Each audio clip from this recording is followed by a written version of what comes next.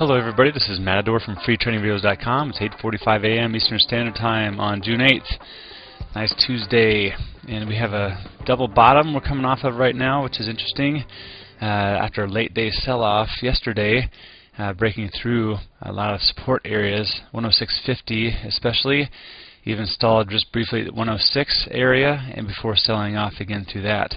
Right now, this morning, a bit of an up gap, retest of the lows, and then now we're kind of just bouncing right up into resistance at the 106 area again that was once support. So it makes sense using this round number now, and this whole thing becomes an area to watch out for. On this 15-minute chart of the SPY, on a little tiny 3-minute chart that gets resolved out, you can see it a little bit more clear, and it looks more dramatic, but really it's nothing more than just a consolidation of where we were from yesterday's lows. Kind of trying to fight our way through this again. But when you look at a higher time frame from yesterday, you remember we were consolidating up here around the 107.50, 106.50 area before that sell-off. And now it's kind of resetting itself, in my opinion, to the 106.50, 105.50, and that's trying to put in some kind of swing low here on a daily chart. This area of support through here at 106. Support, this big computer sell-off, you remember that, and a couple of notable tests of 106, and again this morning we're just trying to chew through that. If we do bounce here, I'll be looking for a lower swing high, especially into this gap, otherwise looking to ping-pong ball off the table. Seems like the economy is making some kind of recovery here, putting in getting some teeth into it, but the market sentiment globally is one of non-direction. They're a little bit nervous about the way things might go, so they're less likely to buy into the market in this area, and that's causing a little bit of weakness, it looks like, to my eye. The trend, if we go look intraday, let's do a 15-minute chart here, and then, well, 3-minute chart, much better.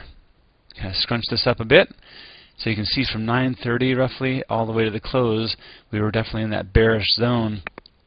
Not the best environment to go long in, and then that little pop confirmed the sell-off we had. The trend Q also the same way, bearish almost the entire day, and catching up very, very quickly from the morning where it was looking, there's a big divergence between that and the trend. Popped right back up dramatically into the 2.5 region, which is very, very bearish, and now we're even oversold. So this is actually a good thing if you're a bull, because usually this comes back from outer space and has to come back into a normal mean. So we'll see what happens this morning as this opens, as the market opens. And the volatility index confirmed again the bearish sentiment. It wasn't as dramatic as it could have been. We did break this 36 mark that I was looking for before I went short. So the 36 area is broken on a higher time frame. You can see that right through here. So this resistance, resistance, resistance, resistance, resistance, and that really nice high base now we're forming. If we do sell off today and break the lows, I'll be looking for a concomitant rise in the VIX to confirm that, along with a nice steady climb in the trends if we can get it.